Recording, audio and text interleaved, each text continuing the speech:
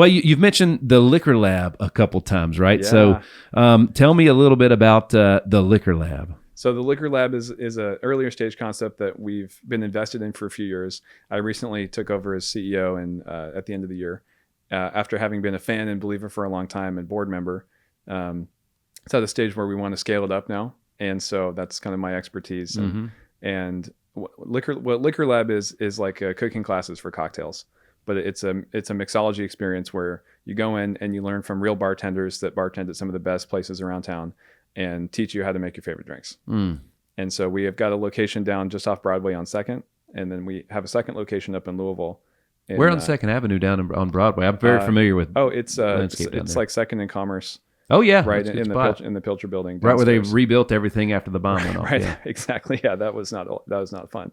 We finally have our front door again after the. Oh, were you guys there before all that happened? We were the first building that was not condemned.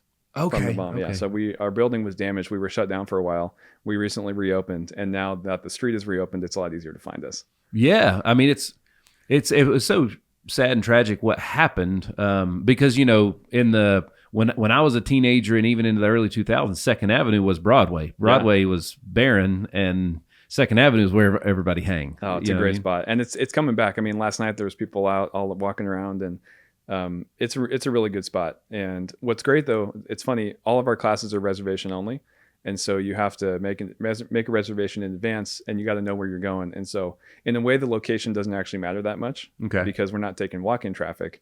But at the same time, it's great because people come in, they make a couple cocktails, have a great experience, and then they can go out afterwards, walk right out the front door onto Broadway. Yeah, that could be dangerous too. In a good way. In a good way. Yeah, we serve food too. Don't worry. That's right. That's right.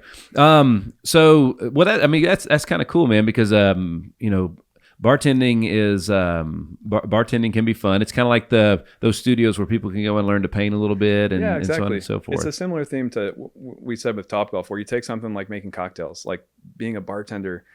They're like rock stars, right? Yeah. In our culture, you go in and they're cool, and they have this mystical skill of like making drinks, and they've got the cool vibe. And so people want to learn how to do that.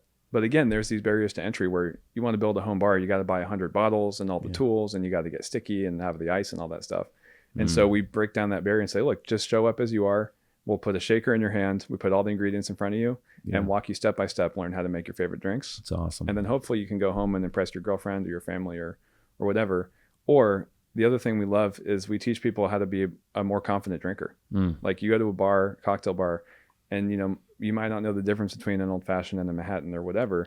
We'll teach you that stuff so that you can go and you can order more confidently, and you can explore more confidently, and teach you to be a better, more confident drinker.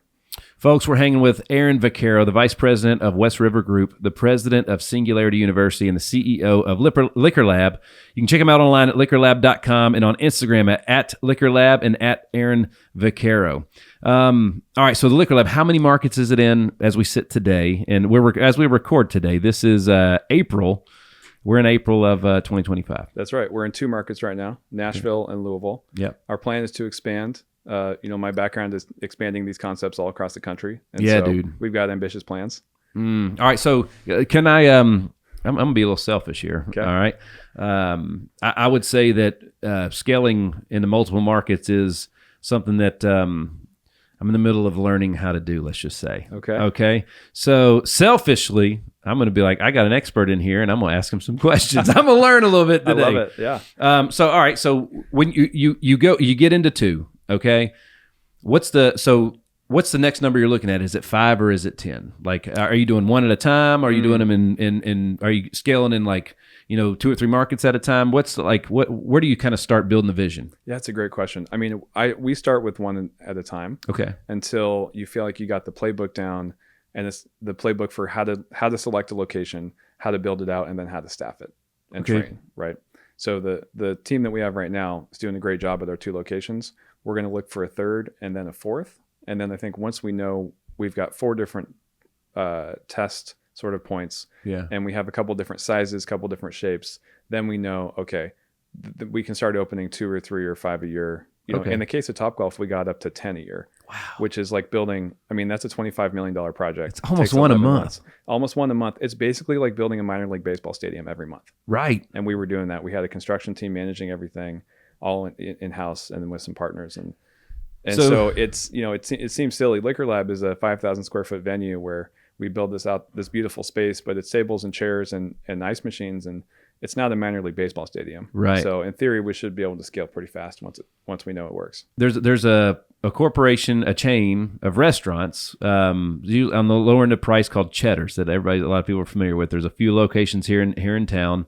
But when I was in the hospitality industry as an owner as well, I learned a lot about that stuff. And that was one of the first things I learned with my partner, Randy, had been in some corporations before. And he was like, Nick, so like, you know, I could be mistaken, but he just used Cheddar's as the example. So I will too, whether it's fact or not. But he was like, dude, so the building, so Cheddar's are all new construction. So there's a real estate company that is owned by the Cheddar's Corporation that goes out and buys the real estate. And then they hire their own building company, their own contractor to build it. And then they buy all the furniture from their furniture company, and they buy their kitchen equipment from their kitchen equipment company. Then their hiring company, their staff company hires out all the people, and so on and so forth. It's a big circle of money where they're buying from the same shell company at the top. Everything's feeding into that. And I was like, that's brilliant. I want to do that. Yeah. You know what I mean? There's definitely different models, you know, that can work. In the case of Topgolf, you know, Topgolf International owned everything, right? Yeah. It was one big company, but we had partners that were external, like Arco Construction is a big design build construction firm. We had EPR is a real estate financing company. So we had these partners that we knew were quality and could scale with us. So it's like they'd be able to run as fast as we could if we wanted to build 1 a year or 10 a year. We had guys that could finance it, and we had guys that could build it, and then we had banks that could, you know, do the equipment finance. So you got to find the right partners for the right stage. Dude, they may not have been the right people for numbers 1 through 3, but once we got to numbers 10 through 60, we had a great team that was able to run as fast as we could. This is where I wanted to get to in the conversation, because off camera prior, we were talking about you know, spending versus investing money, and then spending versus investing in time. And I think it's really relevant right now because, dude, like, so think about it. You are buying real estate, building structures and everything else. If, you know, there is, I would say it's less than a one strike policy on the wrong partner, because now it's when the property's already been purchased and blueprints have already been drawn and permits have been pulled and so on and so forth. If a partner drops the ball way down the line, the impact is great. That is true. It's big impact, but it's also, you know, a lot of learning to get to that point, right? And the other thing is, you know, there's that famous quote about the guy who makes $1 million mistake on the factory, and he goes into his boss's office and says, okay, I assume I'm fired, you know, and the boss goes, fired? What are you talking about? I just spent $1 million to educate you. Oh, wow. You know, I'm keeping you forever. And so that's how I look at too. And, you know, part of my leadership philosophy and journey is I think leadership is all about balancing truth and grace, right? Too much truth without enough grace is too harsh, and, you know, can cause a bad reaction, and it doesn't sink into the soil the right way, right? It's like the parable of throwing the seeds on concrete. But too much grace without truth is too permissive. Agreed. And you without holding people accountable, there's no growth in learning that, right? So it's all about balancing truth and grace when you're leading people. I stole that shamelessly from Bill Robinson, who was the president of my university, Whitworth, who's a great leadership author and teacher. And so when it comes to partners, right, and you're talking about a construction firm or something, you know, you got to have a little bit of grace, because they're human too, and chances are they're going to learn, never make that mistake again. Right. Versus if you go throw them out the door and pick out another construction firm, they might make the same mistake because they haven't made it before, and that everybody's going to make that mistake one time. The biggest mistake I've been guilty of the last few years in business is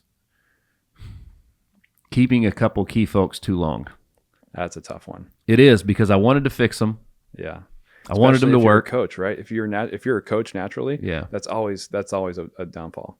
It was such a challenge, but at the same time, it was like all the other people where, you know, my decision to not make change affected those other people. And at the end of the day, it dawned on me one time, I'm like, I'm literally putting this person above everybody else in the company, including my own family, and my own health, my own mental health. It's what in your eyes, how do you know? Because again, I think that's a great statement you made. Like, no, that $1 million lesson you learned, that's an investment. Yeah. Right. So how do you know it's an investment versus, this dude, this ain't, because again, as an athlete, how do you know, like, how do you know that, like, man, let's just give them another shot? Yeah. That was a required piece of learning in their journey. They're going to get there versus, a year too long. You're like, dang. Yeah. I think there's a difference between it's like things that are coachable versus, fundamental, traits that are not going to change. It's one thing to have a great person with a great attitude. They make a mistake, they learn from it, and they never do it again, versus somebody who's just a bad actor on your team or has an ego or selfish or whatever it's going to be. You can try to coach those people. And that's where you go back, going back to truth and grace. I fall a little too far on the grace side of the spectrum most often as a leader, which means oftentimes keeping people too long and not holding people accountable. If I had to pick one side or the other, I'd still choose to follow on the grace side versus not. Sure. But that is one of the consequences. And so you got to be able to look and say, is it really actually being graceful to keep somebody in a position where they're not succeeding or where they're affecting the rest of your team negatively, right? There's always the one that got away, right? Whether it's dating or hiring or whatever else. But like at the same time, like, when you do give somebody that extra shot and it works, you never regret it. Totally. You never look back and say, I wish I hadn't have, that worked out. I wish I hadn't have did it. Yeah. And that's the funny thing about history is it's only viewed with 20/20 vision. Yeah. But man, it's so hard because these are people and we all love and care about our people. Totally. And like, and you watch, things like Ted Lasso, where you got some great redemption stories, right? Yes. And that's part of the beauty of that show is you've got Roy and you've got Jamie and you've got even, Nate, you've got all these stories of that's how we want it to work out in real life. Yeah. And you've got these people on your team where it's like, no, I can turn them around or I can change their attitude, or the reality is life isn't a TV show. Mm-hmm. And sometimes that's true, but there's also times where you're going to be better off just saying, hey, this isn't a good fit. And for the good of the team, we got to trade you. And, I always took responsibility. It's like, I felt like if they were failing, it was on me because I wasn't a good enough a leader. Right. I was like, well, what could I do different? Preach. What could I do different? And then at the same time, it was my fault that I kept them too long. And, there was some folks that are still here today that by keeping those people, it even put them in angst and gave, you know what I mean? Yeah. It's just, I don't know, man. But that's the sign of a good leader. The fact that you take responsibility, same thing, right? At the end of the day, first you look in the mirror and say, is there anything I could do better or could have done better to set this person up for success? Yeah. Or did I create an environment that didn't have the clarity that they all needed to work together, or the right goals or the right incentives? Incentives are everything. People, subconsciously, whether you like it or not, are going to follow whatever they're incentivized to do. Yeah. And so as the leader, your job is to create an environment where you have clarity, you have the right incentives and the right alignment, so that then it becomes clear, like if somebody is still not performing or letting their team down, it's not because you didn't set them up the right way, but it's because okay, now you need to make a change. Well, it's also too, over time you get way better at reading people. You start to notice patterns that maybe those people don't even notice about themselves. Yeah. So everything you can learn from everything, every experience, including letting people stay too long and whatnot. But man, it's again, first of all, I think that the only way, like, everything has to be my fault or else I can't fix it. You know what I mean? So like you have to. I think everything's my fault. So and that's when you can just admit that. It's like, all right, well, now what are we going to do about it? Yeah. Versus if it's somebody else's, well, they got to fix it. Yeah, that's a great insight. Somebody who likes to be a problem solver or control everything, it's actually easier if it is your fault, because that means you have the power to fix it. That's right. That's exactly right. And then too, like, you start to, when you're picking up people's patterns and everything else, you start to realize that maybe those people that let you down, when you actually look at them, you're like, man, the foundation just wasn't there. Like or they were just in the wrong position. Yeah. It's funny on a football team, if you just take two out of all those football players that are on a team, the center and the quarterback, and you just flip them around and change position, the whole thing falls apart. Yeah. You know what I mean? Something so small. You literally move two people a foot. Yeah. And the whole entire thing falls apart. So the positioning is everything, the skill set. And totally. And I'd say that's one of my superpowers in these businesses has been identifying talent and like finding the right spot for the right person. Done really good job at that. The harder thing is you can see individual talents and how they can do a job really well, but then being able to put together the playbook and teach them how to work with all the other people you put into place. That's, I think, even more challenging. That's what I'm still working on. Being, I was always taught growing up, better to be a good guy than a nice guy. A nice guy is going to tell you what you need to hear, even if it's true, and a good guy's going to tell you. Yeah, man. That hits right here. I've got that problem.